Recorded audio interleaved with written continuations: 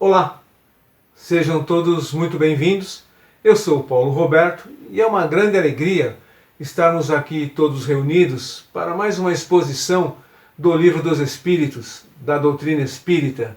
Lembrando a todos que a doutrina espírita não é uma religião, é uma filosofia espiritualista. Hoje vamos expor o quarto capítulo do primeiro livro do Livro dos Espíritos. Vamos expor sobre princípio vital ou fluido vital. E o primeiro item desse nosso quarto capítulo é seres orgânicos e inorgânicos. Seres orgânicos são aqueles que possuem órgãos apropriados às suas necessidades de vida e movimentos próprios. Nascem, crescem, reproduzem-se e morrem. São os humanos, os animais e as plantas. E os seres inorgânicos são aqueles que não possuem órgãos e nem movimentos próprios. São os minerais, a água, o ar, etc. Será que é a mesma força, a mesma atração que une os elementos materiais nos corpos orgânicos e nos corpos inorgânicos? O Espírito da Verdade responde a Kardec: sim, a lei de atração é a mesma para todos. Nos corpos orgânicos e nos corpos inorgânicos, os elementos da matéria primitiva que formam esses corpos são os mesmos, unidos pelas leis de atração, por afinidades. Todos os seres da Terra, todos os animais e todas as plantas começaram há milhões de anos atrás como unicelulares, apenas uma única célula. Depois de evoluírem com o passar de um longo tempo, de muitas eras, adquiriram então formas variadas, onde surgiram as espécies dos humanos, dos animais e de toda a natureza. Existe alguma diferença entre a matéria dos corpos orgânicos e a dos corpos inorgânicos? O Espírito da Verdade responde a Kardec: é sempre a mesma matéria, mas nos corpos orgânicos é animalizada. Entendamos aqui animalizada não com referência ao animal, ao ser bruto, digamos assim, mas sim a animá-la, dar vida. Os corpos orgânicos, assim como os corpos inorgânicos, são formados da mesma matéria primitiva. O Pai usou a matéria primitiva para criar toda a sua criação. Nos corpos orgânicos, o fluido vital somente envolve a matéria, mas nos corpos orgânicos, o fluido vital interpenetra na matéria, tornando-a animalizada, com vitalidade. E qual seria a causa da animalização da matéria, dessa vitalidade? O Espírito responde a Kardec: sua união com o princípio vital. O fluido vital une-se à matéria, junta-se a ela por vibrações, na mesma sintonia da matéria. É necessário que a matéria e o fluido vital estejam vibrando na mesma sintonia, na mesma frequência, para que haja essa união. E dessa união origina-se o estado de vivência animalizada, de vitalidade, proporcionando na matéria movimentos e atividades. O princípio vital, ou fluido vital, é propriedade de um agente especial ou apenas da matéria organizada? Numa palavra, é um efeito ou é uma causa, o fluido vital? O Espírito da Verdade responde a Kardec: é uma e outra coisa. O fluido vital é uma causa e é um efeito. O fluido vital é a causa que tem como efeito a vitalidade sobre a matéria, dando-lhe movimentos e atividades. A matéria, sem o fluido vital, não tem vida, de movimentos e atividades. Assim como o fluido vital, sem a matéria, não pode manifestar-se nela, mostrar a própria existência para vitalizá-la. O espírito e a matéria são dois elementos constitutivos do universo, que formam o universo. O princípio vital forma um terceiro elemento? Não, né? Não, porque o terceiro elemento não é o fluido vital. Acima da matéria e acima do espírito está Deus. Deus, espírito e matéria formam a trindade universal, formam todo o universo. O fluido vital é um dos elementos necessários para a formação do universo, não é o terceiro elemento. O fluido vital tem a sua origem nas modificações da matéria universal, do fluido universal. Portanto, o fluido vital é o elemento do princípio da vida material e orgânica, comum a todos os seres vivos. O princípio vital encontra-se em alguns dos corpos que conhecemos. O fluido vital origina-se do fluido universal. Encontra-se em todos os corpos físicos e de todos os seres vivos. A vitalidade no corpo físico e no perispírito dos seres vivos é fornecida e alimentada pelo fluido vital. No perispírito, há o fluido vital que atua na união do espírito com o corpo carnal, para que o espírito possa incorporar o corpo físico. O princípio vital, ou fluido vital, é o mesmo para todos os seres orgânicos. Sim, o fluido vital é sempre o mesmo. Ele modifica-se de acordo com as espécies, de acordo com o tipo de corpo que ele irá animar.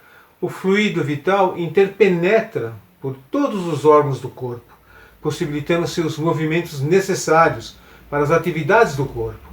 O fluido vital dá vitalidade aos órgãos, mas é o espírito que dá vida ao corpo.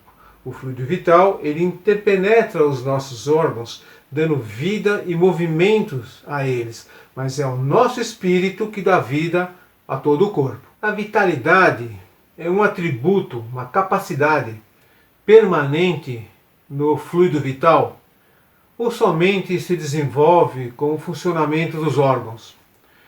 A vitalidade é uma propriedade permanente do fluido vital. Está nele, em estado latente. É necessário a união com o corpo físico para desenvolver-se, para produzir a vida e funcionamento de todos os órgãos do corpo. Vamos expor agora sobre o segundo item desse nosso quarto capítulo, a vida e a morte. Qual a causa da morte entre os seres orgânicos? O Espírito da Verdade responde a Kardec: a exaustão dos órgãos, o esgotamento, o desgaste da matéria. A morte na velhice acontece pelo desgaste natural da matéria. Os órgãos perdem a vitalidade, enfraquecem, se esgotam e acontece a falência dos órgãos, a morte. E a morte por doença? Quando qualquer órgão do corpo adoece e o fluido vital não consegue restabelecer a vitalidade do órgão afetado por ser a lesão do órgão muito profunda, ocorre exaustão e falência do órgão. Ou seja, o princípio vital em qualquer órgão do nosso corpo, ele vai estar sempre, quando esse órgão está doente, ele vai estar sempre trabalhando para que esse órgão se restabeleça, volte a ter vitalidade. Mas, dependendo se é, por um exemplo aqui, uma cirrose hepática muito profunda, muito séria, ele não vai conseguir restabelecer este órgão. E este órgão irá à falência, irá à morte. Por que uma lesão do coração, mais que a dos outros órgãos, causa a morte? O coração, como todos nós sabemos, é o responsável pelo bombeamento do sangue que circula por todo o nosso corpo. Se o coração para, a vida cessa, acaba.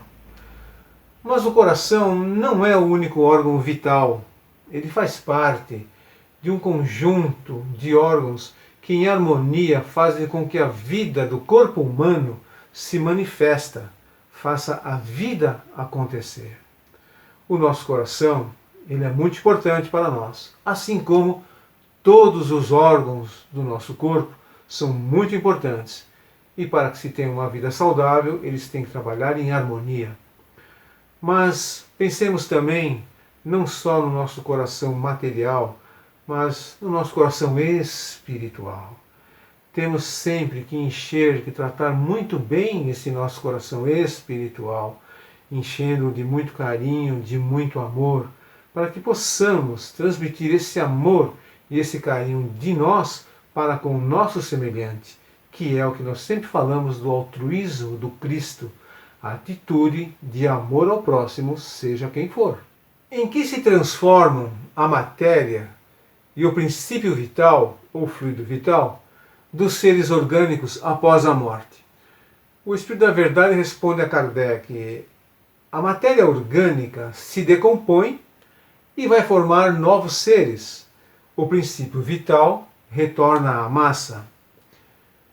Quando termina a vida nos corpos orgânicos, o corpo se decompõe, eclodindo organismos que se alimentarão do corpo morto.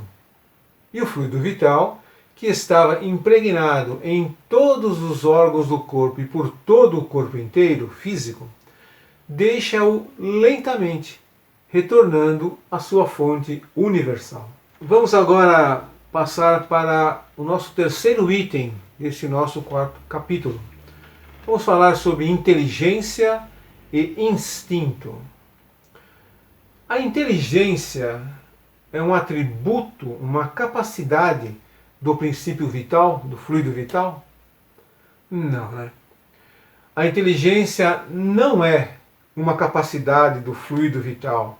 O fluido vital possui capacidade para envolver de vitalidade os seres inorgânicos e dar vitalidade aos órgãos dos seres orgânicos para os seus movimentos e atividades.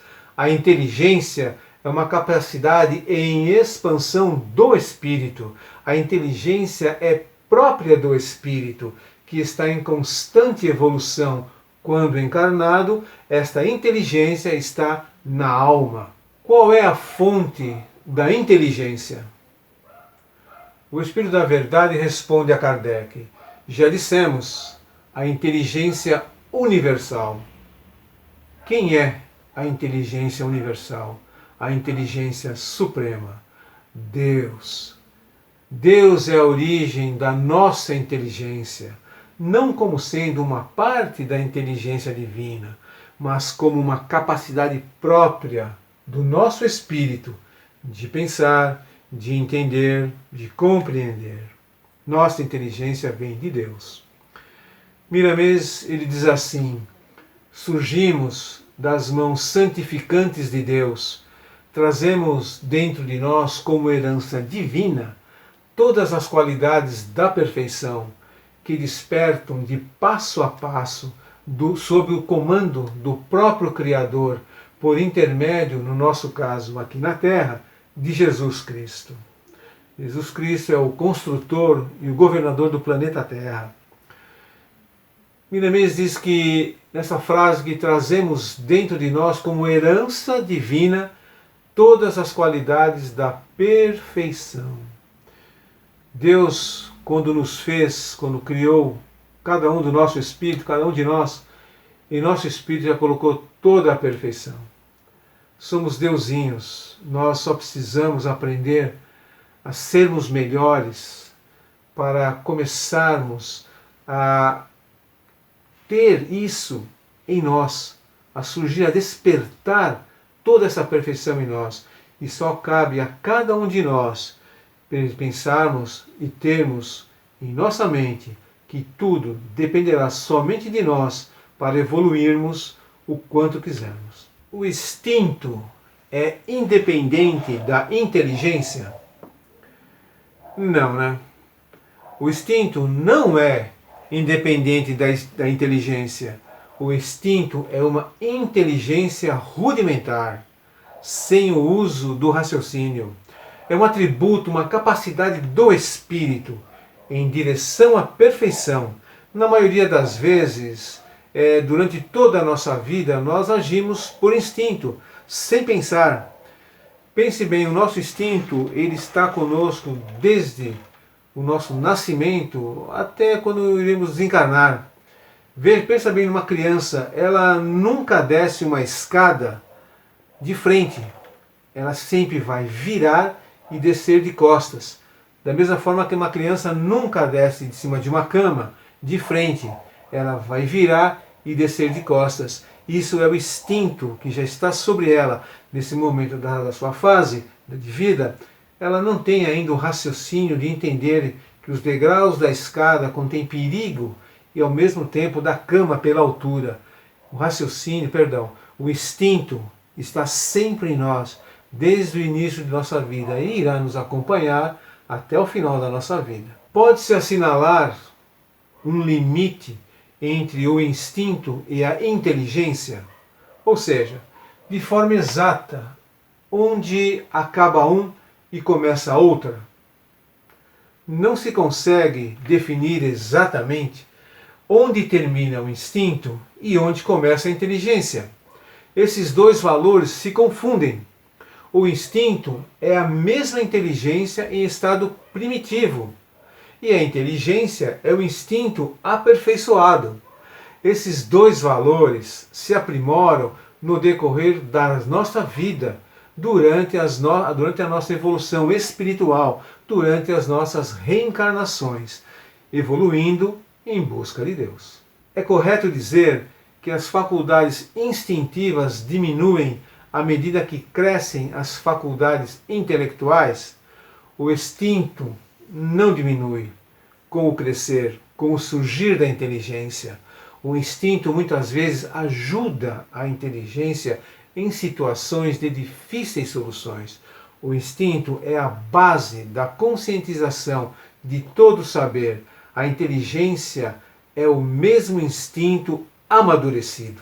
No próximo encontro, vamos expor o primeiro capítulo do segundo livro do Livro dos Espíritos, Mundo Espírita ou dos Espíritos.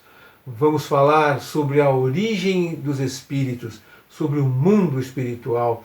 Vamos falar sobre as formas, sobre perispírito, sobre a escala espírita. Vamos falar também sobre anjos e demônios. Foi um prazer estar com vocês. Nos encontramos em breve. Muita luz e muita paz.